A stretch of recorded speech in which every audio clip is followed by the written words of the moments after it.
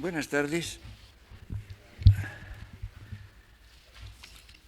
Hoy vamos a hablar de Azorín, como saben ustedes. Voy a hablar de la novela cinematográfica, especialmente voy a hablar de Doña Inés, que para mi gusto es la novela más importante de Azorín y quizá el libro que yo prefiero. Es posible que incluso en general sea mi libro preferido. Es curioso que normalmente no se considera a Azorín como novelista. En realidad se habla de los novelistas y se cita a otros, incluso en la generación del 98. No se suele llamar novelista a Azorín. Quizá no lo ha sido primariamente, una parte muy grande de su obra evidentemente no es novelesca, pero escribió muchas novelas. Ustedes saben que Azorín empieza escribiendo con seudónimos varios, obras muy poco importantes, muy poco personales. Firma Cándido o firma Arimán o luego firma con su nombre, José Martínez Ruiz, nombre vulgar, compuesto de un nombre muy frecuente, sobre todo entonces era frecuentísimo, poco menos ahora. De ser tan frecuente, la gente lo rehuye. Y dos apellidos muy comunes. Y luego, como saben ustedes, escribe su segunda novela, la primera es La voluntad, que es de 1902. La segunda, del año siguiente, se titula Antonio Azorín. Es una novela en la cual, en cierto modo, él se proyecta en el personaje, en cierto modo es una contrafigura suya, y después lo adopta, el apellido solamente, como seudónimo. Ustedes saben que Azorín es un apellido relativamente frecuente en Levante, en Valencia o en Alicante. Si ustedes miran la guía de teléfonos de estas ciudades, encontrarán pues, cierto número de Azorines. Eso siempre sorprende. Muchos nombres que uno cree que son por razones históricas o literarias, que son muy infrecuentes. A mí me sorprendió una vez en Boston, consultando la guía de teléfonos de Boston, encontrar, me parece que fue una columna entera de Churchill. Yo creía que Churchill era menos corriente.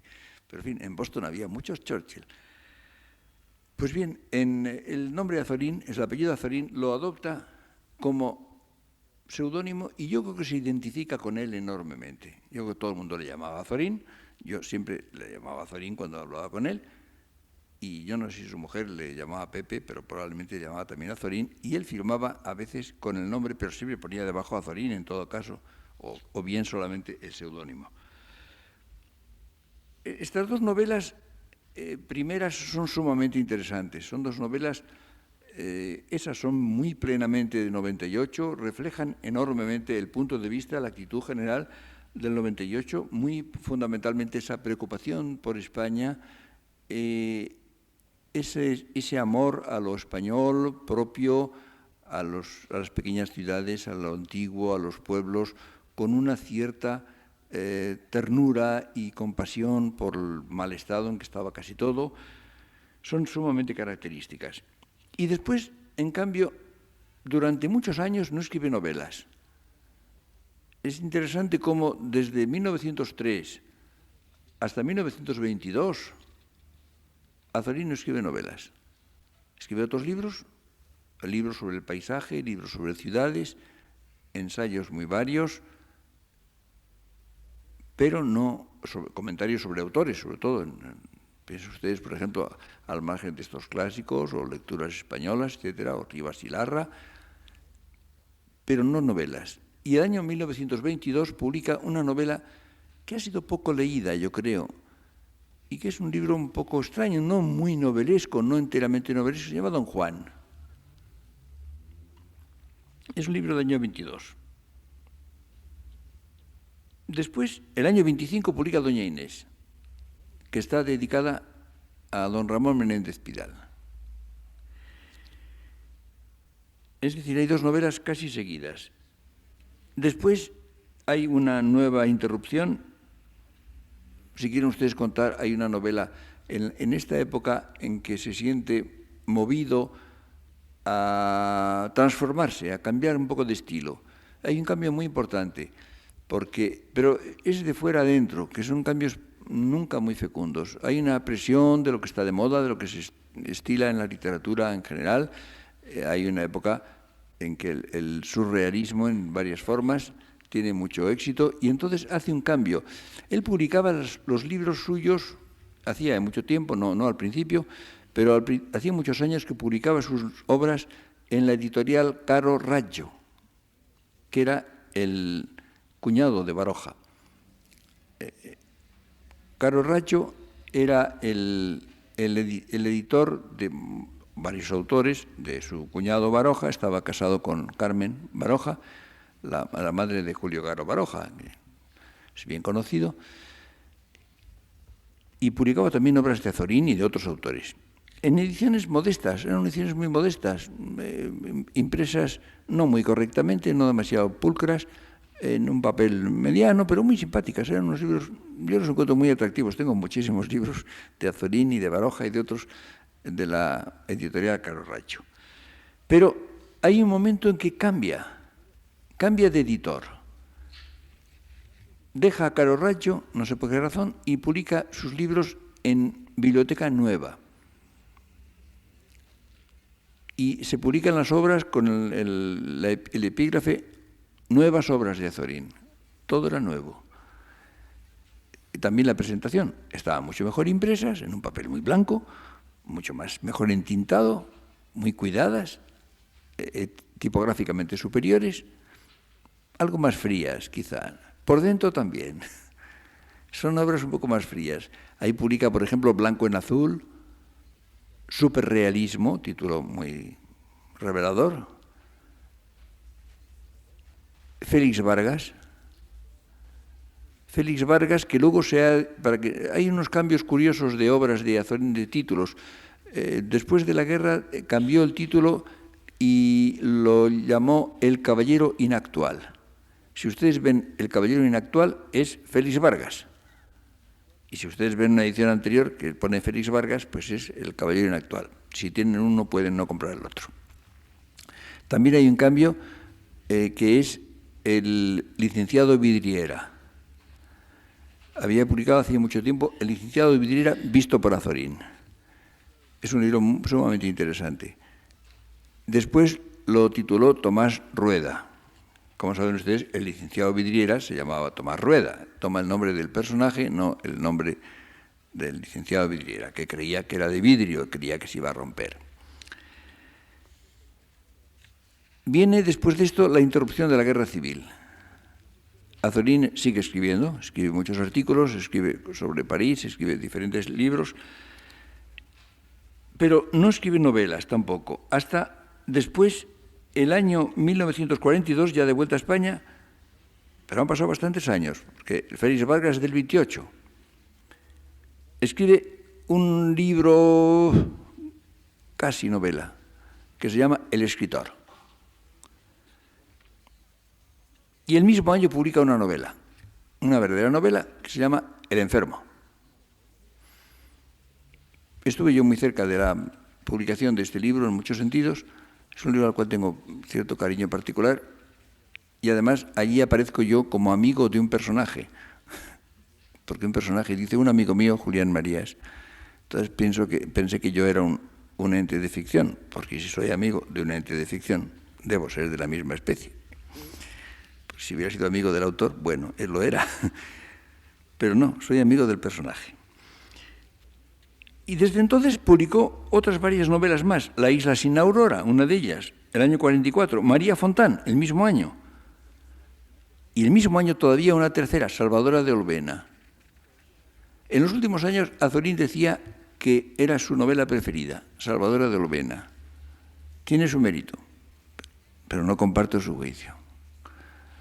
Los padres y los autores a veces no aciertan sobre el valor de sus hijos, a lo mejor se equivocan.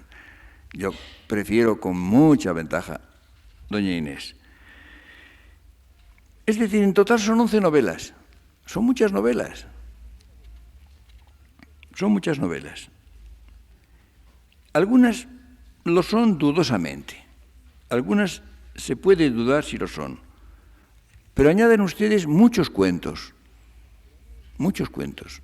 Escribe bastante cantidad de cuentos, interesantes, siempre son interesantes. Lo cual prueba que tiene una voluntad de narrador. Es muy fuerte en Azorín, la voluntad de narrador. Y no olviden ustedes un hecho importante, que es la novelización de sus personajes históricos. Cuando Azorín habla de un escritor, hace una especie de crítica literaria completamente distinta de lo que han hecho los demás. Lo que hace es recrear la figura, evocar al autor en su mundo, en su vida, en su ciudad, en su celda, si era un fraile, hacerlo vivir ante nosotros, imaginarlo, dramatizarlo. Yo tengo la convicción de que el mejor crítico literario de la literatura española que ha habido nunca ha sido Azorín. Absolutamente, sin comparación ninguna. La penetración de los estudios literarios de Azorín es absolutamente increíble. Si se editaran por orden cronológico de autores, de temas estudiados, lo que los escritos de Azorín compondrían la mejor historia de la literatura española existente, con gran diferencia. Pero claro, como no ponía notas al pie de página, los eruditos no le hacen caso y ni siquiera lo citan. Pero, en fin, así es la cosa. En los cuentos hay ciertos temas que aparecen muchas veces. El azar le preocupa mucho. El tiempo, la muerte. Hay, por ejemplo, recuerdo un cuento que es muy azoriniano, es muy típico de él. Hay una señora elegante, una mujer rica, aristocrática, está con unos amigos, me parece que comiendo en su casa, no sé, y está hablando de que tiene que hacer un viaje, quiere ir a León. Tiene que ir a León.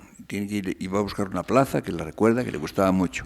Entonces, pues cuando va a hacer el viaje, no sé qué pasa, hay unos amigos suyos, van a venir del extranjero, tiene que recibirlos y aplaza el viaje. Después va a ir a León, pero también cuando va a ir, pues ocurre que, no sé, hay una enfermedad repentina o alguien de la familia se pone enfermo, tampoco puede ir a León. Luego va a organizar el viaje, pero tiene que irse a Suiza o no sé dónde, una cosa urgente, y tampoco va. Y al final, por último, va a León.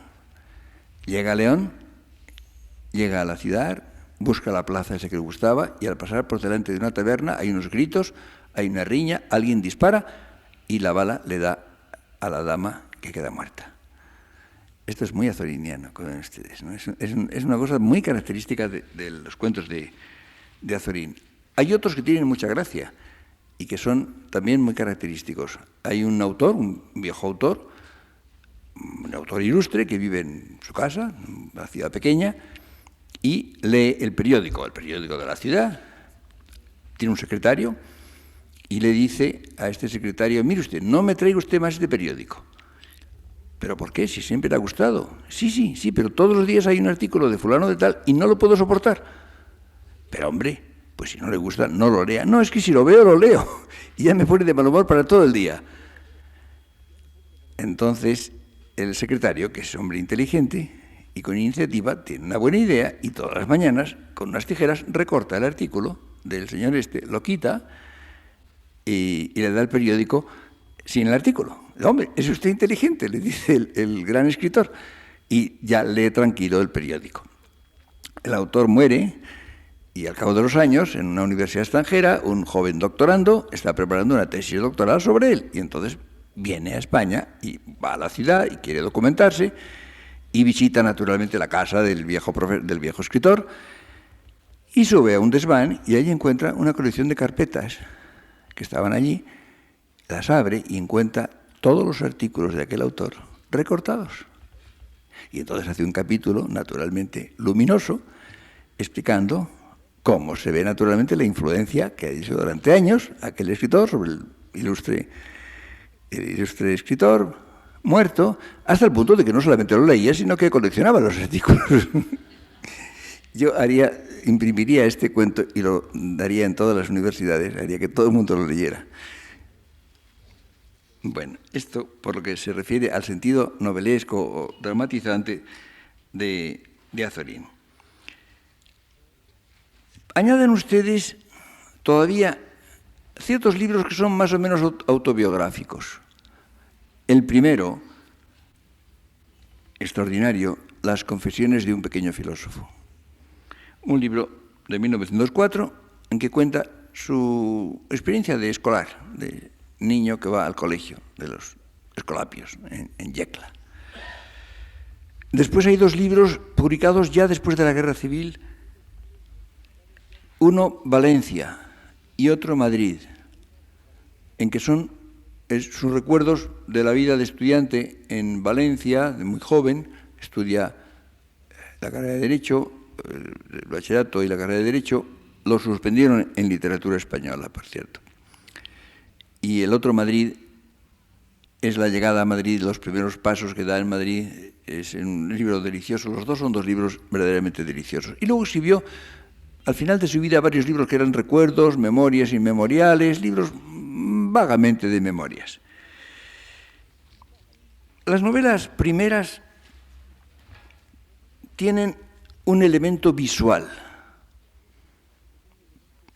que es esencial y que no se ha reconocido mucho. Por ejemplo, en La voluntad es interesante cómo aparece Yecla. Les voy a leer a ustedes un fragmento para que vean ustedes lo que quiero decir.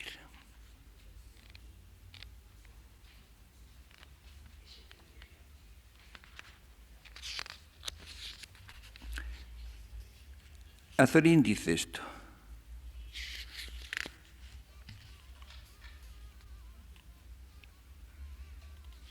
No hace descripciones, ni tampoco hace un catálogo. No dice lo que hay en la ciudad. Va mostrando poco a poco lo que va apareciendo, lo que se ve desde un cerro. Él sube a un cerro al amanecer. A lo lejos, una campana toca lenta, pesada, melancólica. El cielo comienza a clarear indeciso. La niebla se extiende en larga pincelada blanca sobre el campo. Y en clamoroso concierto de voces agudas, graves, chirriantes, metálicas, confusas, imperceptibles, sonorosas, todos los gallos de la ciudad dormida cantan. El carraspeo persistente de una tos rasga los aires. Los golpes espaciados de una maza de esparto resuenan lentos.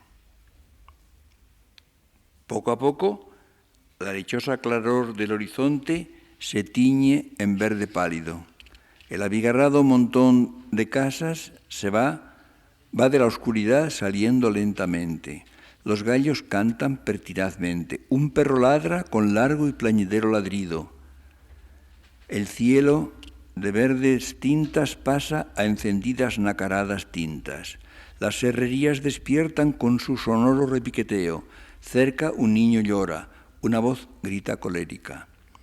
Y sobre el oleaje pardo de los infinitos tejados, paredones, albardillas, chimeneas, frontones, esquinazos, surge majestuosa la blanca mole de la iglesia nueva, coronada por gigantesca cúpula listada en blancos y azules espirales.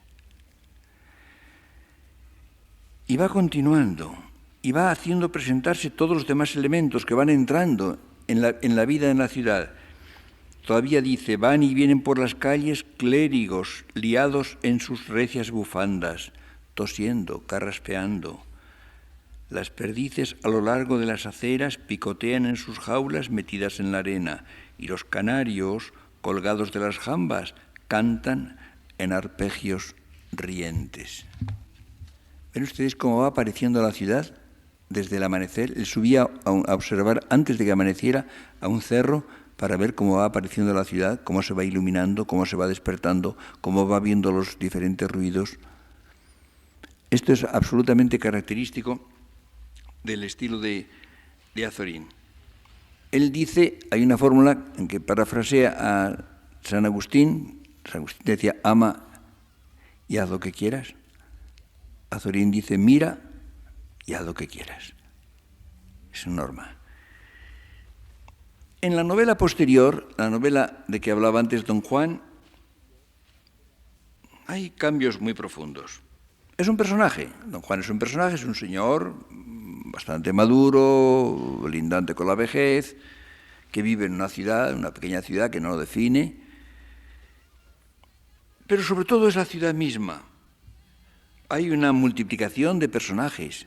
Cada uno aporta una fracción de la ciudad, un nivel, un estrato social, una profesión, y repite las apariciones. Es decir, los personajes vuelven, los va presentando y vuelven en diferentes escorzos y contextos, y van definiendo a Don Juan. Es decir, Don Juan va apareciendo reflejado en los demás personajes. Poco a poco, la figura de Don Juan se va concretando, va apareciendo. Lo vemos vivir entre ellos. Aparece el gobernador que es un poeta, el primero, que luego dura poco tiempo naturalmente en la ciudad, luego aparece su sucesor, y aparecen los dos caracterizados. Aparece el maestre, su mujer y su hija Jeannette, nacida en París, en una época en que vivieron en París. Ellos, aparece Ángela, la mujer, y su hermana Sor Natividad, que es la priora de un convento elegante de la ciudad. Es curioso porque a Sor Natividad la presenta, pues naturalmente, como una monja llena de dignidad, pero con un encanto femenino indiscutible. Es curioso, las figuras de mujer en Azorín tienen una característica sumamente interesante. Aparece también un niño. Hay viñetas que van componiendo en planos casi estáticos una vida, una novela. Es un libro de extraña destreza, de realmente muy prodigiosa habilidad. Pero la culminación es Doña Inés. Parece que todo lo demás ha ido preparando esta novela del año 25. Lo que es lástima es que Azorín luego se desviara. Es decir, Azorín luego no escribe novelas, tiene esa desviación que hablábamos antes de tipo un poco surrealista, pero sobre todo no escribe otra novela después. Yo tengo nostalgia de muchos libros no escritos. Por ejemplo, no me consuelo de que Valle Inclán tuviera la mala idea de morirse al comenzar el año 36, en vez de pasar la mitad de la guerra en una zona y la mitad de la guerra en la otra zona, y escribir 2 tomos del ruedo ibérico que hubieran sido definitivos. No me consuelo de que Unamuno, después de San Manuel Bueno Mártir, se dedicara a hacer poesía, sobre todo, y a intervenir algo en política, en vez de escribir una novela grande, posterior a San Manuel Bueno Mártir, con la experiencia creadora que tenía este libro. Esto es lo que hubiera debido hacer, evidentemente, Azorín, haber escrito una novela posterior a Doña Inés y que llevara dentro lo que tenía. En esta novela, en Doña Inés, el mundo aparece como escenario de una vida que ya en cierto modo preludia el drama. Aparece primero Madrid, en la primera parte de la novela, luego Segovia, luego tiene un epílogo en Argentina, pero vamos, eso no tiene importancia. Y lo interesante son las conexiones vitales. Es el núcleo de esta novela, lo cual quiere decir simplemente el cine. Y es curioso que Azorín había visto muy poco cine. Azorín había visto cine de bastante joven, pero después estuvo muchos años, no sé, estuvo 20 o 30 años sin ir al cine. Y él ha contado que un día fue a ver el cine y entonces descubrió todas las novedades, el sonoro, el color, y añadía, y los labios gordezuelos de Ingrid Bergman. Y desde entonces se dedicó a ir al cine. Iba a dos películas diarias, un programa doble. Alguna vez he contado que unas alumnas americanas mías, muy inteligentes y muy interesadas, estudiábamos Azorín, tenían ganas de conocerlo y yo les dije, sí, os voy a llevar. Y quedé con él de acuerdo. Nos citamos en la puerta de su casa, en la calle de Zorrilla. Iban un poco tímidas porque, en fin, era muy viejo además, era un gran escritor y muy viejo. Y nos citamos en la puerta y yo les dije, no os preocupéis, después de que nos saludemos, sacad de conversación del cine, decidle algo del cine y veréis. Y efectivamente lo hicieron y se puso a hablar animadamente de cine y la cosa resultó encantadora y lo pasamos todos muy bien. Escribió varios libros, por ejemplo, uno de ellos se llama El cine y el momento, artículos de cine un poco caprichosos. Por ejemplo, me acuerdo que Gary Cooper era como un hidalgo del oeste, ¿no? pero tenía mucho sentido de ello. Ahora, en esta novela, yo creo que lo que hace es precisamente lo que el cine hace. No basta con ver, hace falta mirar. Hace muchos años yo definí el cine como un dedo que señala. Y por eso decía que el cine es siempre silencioso, aunque sea sonoro. La operación que ejecuta el cine es silenciosa, es señalar. El objeto que se señala puede ser sonoro, pero el cine es siempre mudo, como tal cine, es silencioso. La operación cinematográfica es un mero señalar. El objeto señalado es sonoro, puede ser, evidentemente, pues una realidad que suena en cualquier sentido, ruidos, palabras, canto, música, lo que sea.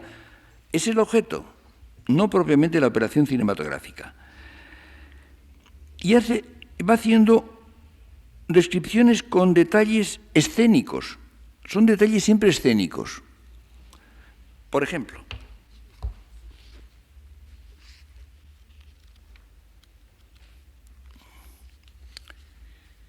está presentando un trozo de Madrid, del viejo Madrid. Empieza la novela el año 1840, es la época plenamente romántica.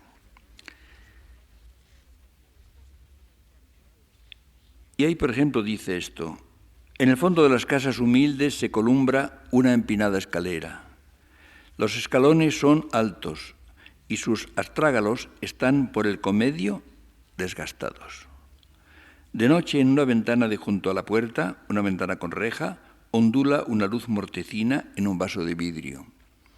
El llamador de cadenita o de sobado cáñamo baja junto a una jamba. Se exhala de los aposentos lóbregos y angostos un vago hedor de moho y de lavazas. Las nobles y viejas casas tienen su encanto peculiar, pero las modestas y vulgares acaso atraen con más fuerza. Las escaleras pronas y oscuras evocan viejas novelas de Balzac y de Víctor Hugo en primitivas traducciones. Las fachadas se apretujan unas contra otras. Son unas largas y ahiladas, otras bajas y chatas. Aparecen los muros asimétricamente, más altos y más bajos, ventanas y balcones. Son sus vanos de distintas anchuras y los pisos en los balcones, muchos son de tablas hundidas, pandeadas. Detrás de esas paredes inexpresivas está lo anodino. Lo anodino es decir, lo idéntico a sí mismo a lo largo del tiempo, lo inalterable dentro del uniforme en la eternidad. La plazuela de San Javier es reducida, chiquita. Su piso está en cuesta, se halla formada por el recodo de una callejuela. En lo alto, por encima del elevado tapial, asoma el follaje de una acacia. El sol muriente ilumina la verde hojarasca. Ya la luz solar ha ido subiendo por las fachadas. Tenue y suave pone reflejos dorados y róseos en la blancura de los muros.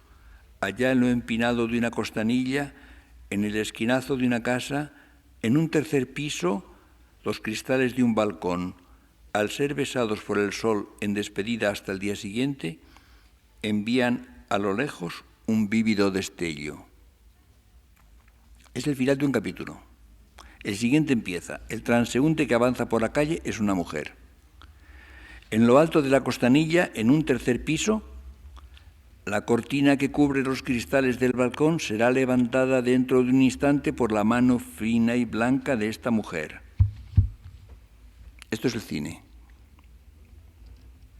No es lo que está junto, no es lo yuxtapuesto, es lo que está vitalmente junto. Esta mujer va a esta casa, va andando por la calle, es una transeúnte. Antes he visto que hay una ventana con un balcón, con un visillo. Esto será levantado dentro de poco por la mano fina y blanca de una mujer, de esta mujer que va por la calle. Es lo que hace el cine. Ustedes ven en el cine que aparece un avión que despega y en el plano siguiente aparecen los rascacielos de Nueva York. Esto es el cine, ¿no? Naturalmente nos ahorramos el viaje y ni siquiera hay que pagarlo. Ven ustedes la técnica cinematográfica, la eliminación de lo yuxtapuesto, de lo que está realmente junto, por lo que está vitalmente junto. Pero naturalmente no solamente es esto.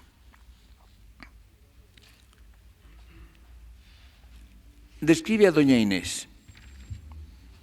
Es curioso, las descripciones de mujer en Azorín son siempre castas, son sumamente castas, no sin cierta sensualidad. Yo creo que para él casi merecía haberse inventado esa doctrina de los teólogos morales que se llamaba el amor sensible, que no es el amor sensual, pero es sensible. Dice lo siguiente: va trajeada la desconocida con una falda de color malva. El corpiño es del mismo color.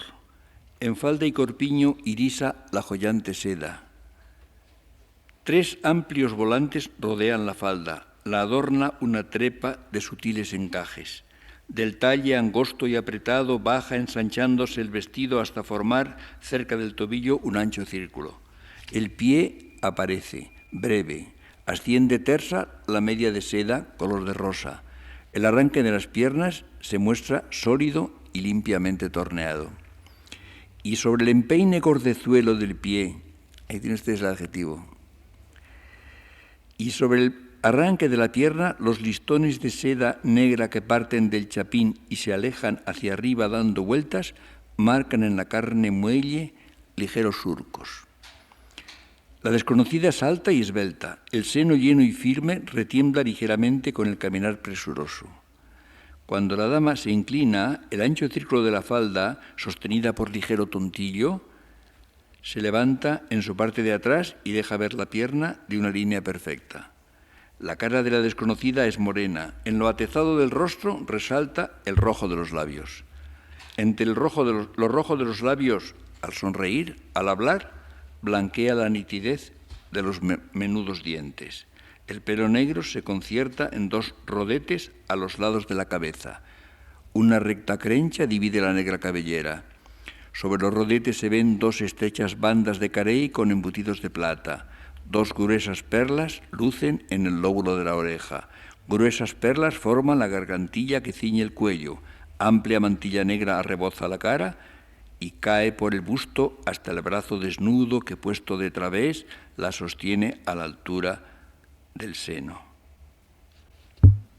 Naturalmente es un daguerrotipo.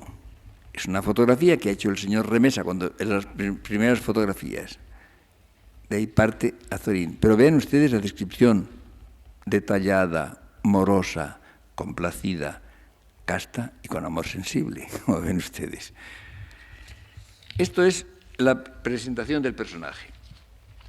Pero no termina aquí en esto. Hay una espera, hay una anticipación. Doña Inés ha subido a la casa. Es una casa a la cual va muchas veces y está esperando. Está esperando,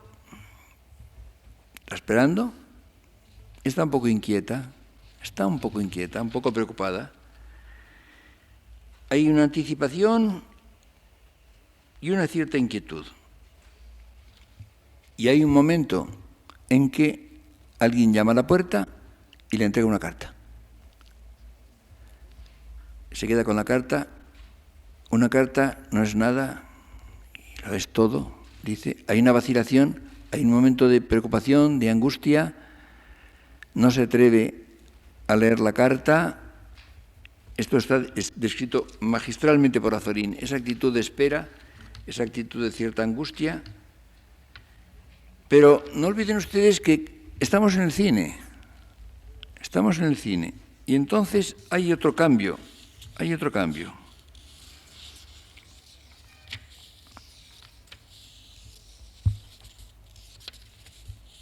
El mechero de gas, se llama el capítulo. Un mechero de gas brilla en alguna parte. El alumbrado por gas ha sido ya establecido en las calles. Brillan en las calles de distancia en distancia las llamitas amarillentas. Como las estrellas hacen más profundas las tinieblas que llenan los espacios interestelares, en la inmensa bóveda siderea, del mismo modo en las noches sin luna, las llamas del gas diseminadas por las callejuelas, por las desiertas plazas, hacen más densas y misteriosas las negruras nocturnas. Un mechero de gas luce solitario en la oscuridad. Madrid ha sido alumbrado primero con el gas de aceite, después fue utilizado el gas de carbón de piedra. En una casa La de don Juan. Un mechero luce durante todas las horas de la noche. Los salones están a oscuras. Todas las luces de la casa han sido apagadas. En los salones y en las demás dependencias de la mansión, las luces que brillan son de estearina y de aceite. Este mechero de gas, como novedad pintoresca, ha sido colocado en un corredor. Desde un piso elevado, puesta la faz en el cristal, contemplamos allá abajo, en lo hondo del patio, un resplandor en otra ventana. En el patio angosto y negruzco se ven de día por el suelo papeles rotos, vidrios, pedazos de tabla. En el silencio de la noche, en el profundo e inalterable silencio, parece que las estrellas que lucen en el pedazo de cielo que encuadra el patio relumbran más vivamente. Y abajo el mechero de gas deja ver un pedazo de suelo enladrillado con losetas negras y blancas. Durante toda la noche no pasa nadie por el corredor. Alguna vez de tarde en tarde diríase, sí, que el resplandor del mechero ha sido anublado por una sombra rápida. La llamita del gas parece una mariposa inquieta. En las ilustraciones hemos de ver más tarde los anchos y redondos globos del gas. Un tubo de cristal emerge por arriba de la esfera de vidrio esmerilado. Los miriñaques y las chisteras de ala plana forman concierto con los redondos globos. Los redondos y blancos globos están en el ambigú de un baile en las salas de espera de las estaciones con máquinas de estrecha y alta chimenea, en los despachos de los ministros.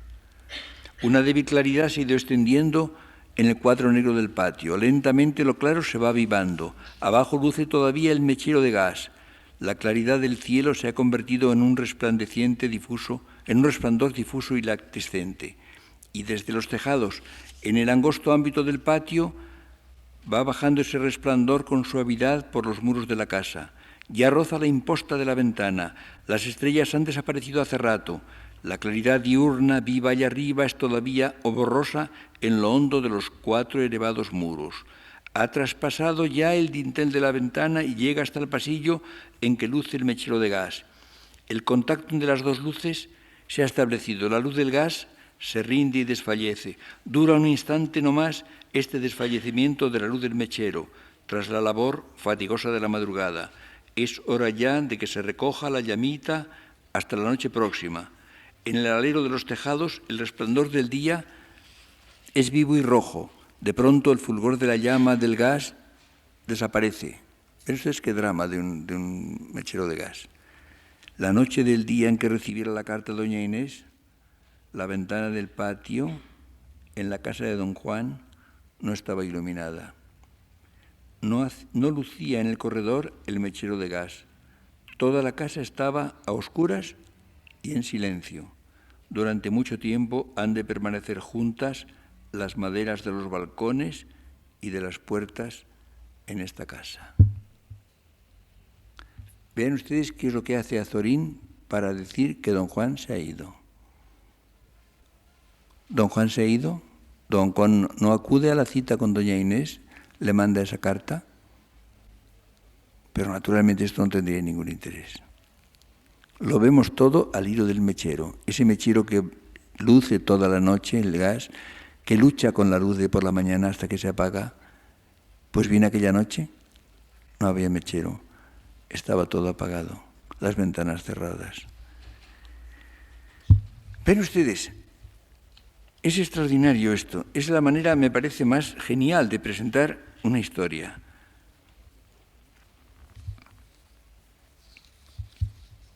Le voy a leer otro fragmento de la carta. El sobre ha sido roto. La mirada de la dama va pasando por los renglones. ¿Habéis visto la lividez de un cuerpo muerto? Así está ahora el rostro de la señora. Mortal ha quedado doña Inés. Y con movimiento lento, lentísimo, como lo haría una consumada actriz, ha dejado otra vez doña Inés la carta en el velador. Y al momento siguiente, con brusquedad, la ha cogido otra vez y la ha estrujado fuertemente en el puño. Se ha vuelto a sentar abatida en el canapé y respiraba jadeando. Ya está aquí el crepúsculo de este día largo y sereno de primavera. Dentro de un instante lucirá una estrella en el azul pálido. Todo está en silencio. Nos hemos resignado ya al dolor. Hemos entrado ya en la región de la enfermedad. El pavor de antes del tránsito, y en el tránsito ha pasado ya. Desde esta luctuosa ribera Nuestros ojos contemplan la otra ribera apacible y deleitosa de la salud allá enfrente. ¿Cuándo volveremos a ella? Y es seguro que volveremos.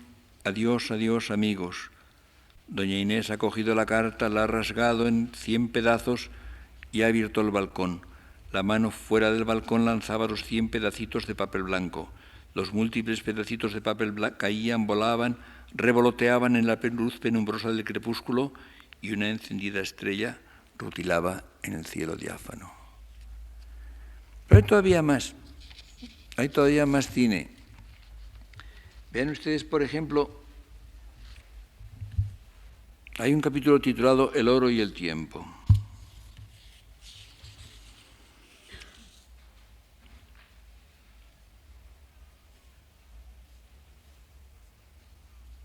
Dice, los encajes sobre la carne morena son como blanca espuma. De los ojos la mano ha bajado hasta la boca. El pulgar y el índice, después de repasar por la comisura de los labios, han cogido la piel del cuello, debajo de la barbilla, y la tiran suavemente para ensayar su tersura. Se extiende el seno casi descubierto en una firme comba. La henchida voluta desciende armoniosa y acaba por esconderse entre la nítida fronda de las randas. Silencio profundo en estas horas de medianoche. La línea firme de una pierna, ceñida por seda brillante, se marca bajo el amplio y translúcido tejido blanco. La mano delicada ha tornado a repasar por la cara y ha caído luego con desaliento sobre el muslo. La imagen es reflejada por un ancho espejo. Ya en la armonía de los dos colores, el rojo y el moreno, se ha introducido un nuevo matiz, el del oro. De un escritorio ha sido sacado un cestito con onzas. La mano fina ha metido los dedos entre el oro, ha levantado en el aire un puñado de monedas, ha dejado caer las onzas en el cesto. Y luego, tras una pausa, en el silencio roto por el son agudo del precioso metal, estos dedos de uñas brillantes cogían nerviosamente las monedas y las apretaban, las oprimían, las refregaban unas contra otras con saña. El oro no puede nada contra el tiempo. Ven ustedes una bella mujer, otoñal, que ha esperado en vano, que ha recibido una carta que indica una ausencia, es rica, vive con lujo, restriega las onzas unas con otras, las deja caer.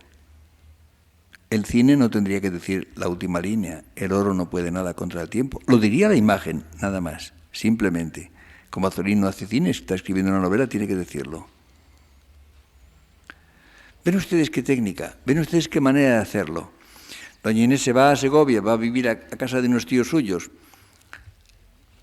el tío Pablo y la tía Pompilia, y aparece Segovia maravillosamente. Durante muchos años, cada vez que iba a Segovia, llevaba yo este libro, o El secreto del acueducto, esta era la única duda, El secreto del acueducto, de Ramón Gómez de la Serna.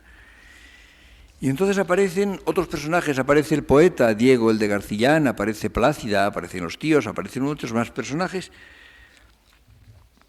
Y hay un capítulo sobre las manos que es realmente extraordinario.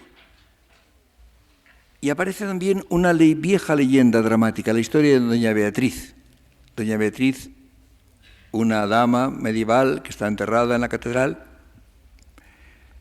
enamorada de un paje rubio, con una melena rubia, con un marido celoso, y hay una historia muy dramática. Al final recibe la dama, doña Beatriz, un cofre lo coge con la mano, por debajo de la tapadera asoma algo que brilla como dorado, y cuando lo abre encuentra la cabeza del joven paje.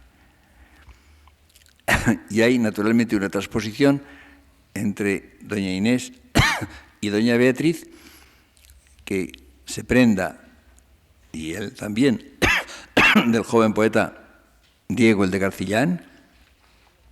En definitiva, la novela tiene como argumento un beso. Es la historia de un beso. Claro, un beso en Segovia en 1840. es decir, antes de la época de la inflación.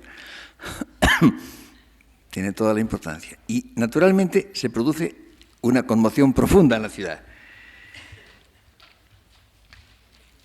Hay un capítulo llamado Tolvanera, en que describe justamente cómo se agita, cómo se transforma la ciudad, precisamente porque se comenta por todas partes el beso que se han dado doña Inés y Diego de Garcillán, y dicen, y tan señora, ese comentario fundamental.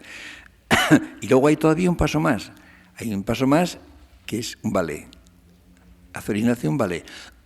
Hay 4 viejas que van con sus callados, que van desde 4 puntos de la ciudad hasta la casa de la tía Pompilia, dando golpes con sus callados, y es absolutamente un ballet. Lean ustedes, porque no se puede contar, es totalmente un ballet cinematográfico. Pero ¿qué ocurre?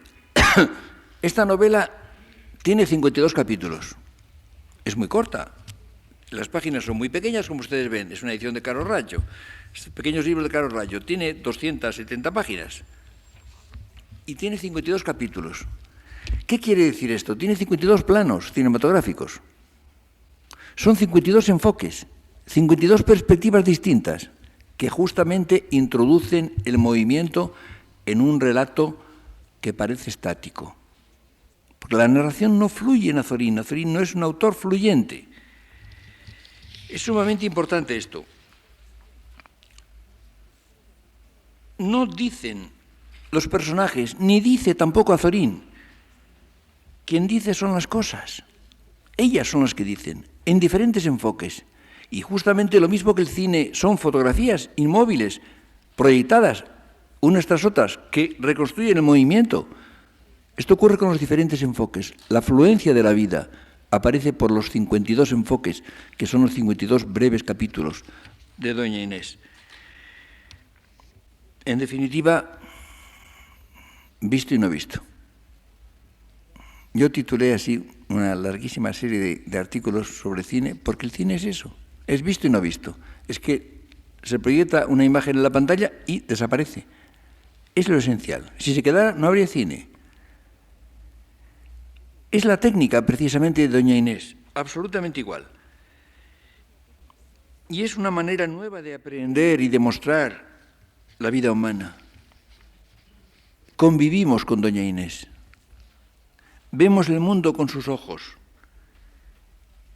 Y a través de ella vemos a los demás personajes. Los demás personajes son para doña Inés. No tienen vida aparte. Los vemos desde ella. Es decir, los vemos desde dentro de la historia, porque doña Inés es un personaje, es la protagonista. En una novela realista, por ejemplo, aparecerían los personajes, aparecen descritos. Piensen ustedes, por ejemplo, en una buena novela realista, piensen ustedes en La Regenta. Clarín va describiendo a los personajes, describe la catedral, describe lo que se ve desde la catedral, describe a los canónigos, describe el casino, describe al marido de la regenta, de Ana Ozores, o describe al seductor, a don Álvaro, etc. Los va describiendo. No se le ocurre verlos desde Ana Ozores. Ah, no. Ah, por supuesto no. Es decir, los vemos desde fuera de la historia. Los personajes de doña Inés están vistos desde ella y, por tanto, desde dentro. Fíjense ustedes que la función principal del cine es esa. Por eso la televisión no funciona, no es lo mismo. Hay esa succión enorme de la gran pantalla en la sala oscura, esa succión que nos hace penetrar en ese mundo. Una película en televisión hace un efecto completamente distinto. La vemos en una habitación, sentados en una butaca, a lo mejor hablando con alguien, en una pantalla pequeña, etc. No hay tal. El cine propiamente dicho, con su gran pantalla y la sala oscura, eso es justamente la función. Estamos dentro. Por eso tiene ese poder mágico. Pues bien, esto es lo que consigue con recursos puramente literarios y muy elementales. Con recursos sumamente sencillos lo consigue Azorín. Y uno se pregunta, ¿cómo no ha tenido herederos? ¿Cómo no ha tenido sucesores? ¿Cómo no ha habido nadie, ningún novelista, que parezca haber leído en serio doña Inés y la haya incorporado y la haya seguido y haya escrito libros que nazcan de ella. ¿Cómo ha sido posible que nadie siga el camino descubierto por Azorín, que ha sido, como ustedes ven, una gran innovación fecunda, y además una innovación que era precisamente estar a la altura del tiempo, que era precisamente descubrir literariamente lo que significa el arte del siglo XX, que es el cine? Muchas gracias.